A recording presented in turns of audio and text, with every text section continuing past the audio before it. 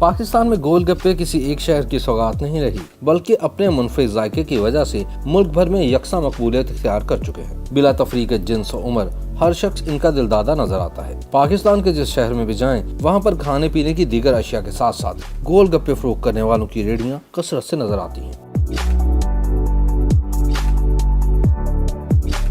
ये एक ऐसा स्ट्रीट फूड है जो गर्मियों में तो हर खास व आम में मकबूल है ही, ताहम सर्दियों में भी इसकी मांग कम नहीं होती। सन 1962 में बनने वाली फिल्म महताब में भी गोलगप्पों के हवाले से एक गीत शामिल है, जो कि उस वक्त के मकबूल गुलकार अहमद रुश्दी ने गाया था। इसके बोल थे, गोलगप्पे वाला आया गोलगप्पे लाया। इस गीत की बदौलत फिल्म खूब मकबूल हुई और ये गाना जुबान ज़दे आम हो गया।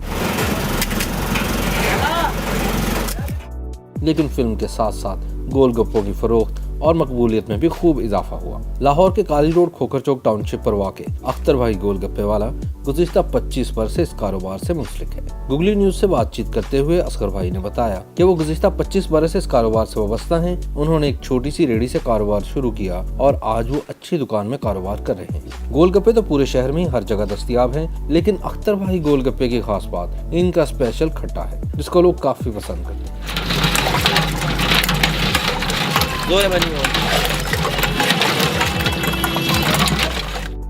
अख्तर भाई ने खट्टे की तैयारी के हवाले से एक सवाल के जवाब में बताया कि खट्टे में आम नमक के साथ काला नमक भी शामिल किया जाता है। इसके साथ जीरा, अजवाइन, पुदीना और खटास को बढ़ाने के लिए इमली और हल्की सी टाटरी का भी इस्तेमाल होता है। अख्तर भाई ने बताया कि गोलगप्पों को 3 अंदाज में पेश किया जाता है। कुछ लोग सादा चनों के साथ गोलगप्पे खाना पसंद करते हैं, तो कुछ दही भल्लों की फिलिंग के साथ खाते हैं। तैयार गोलगप्पों के साथ ग्राहकों को खुबानी की चटनी और पुदीने का रायता भी पेश किया जाता है, जिसकी वजह से गोलगप्पों का जायका दोबाला हो जाता है।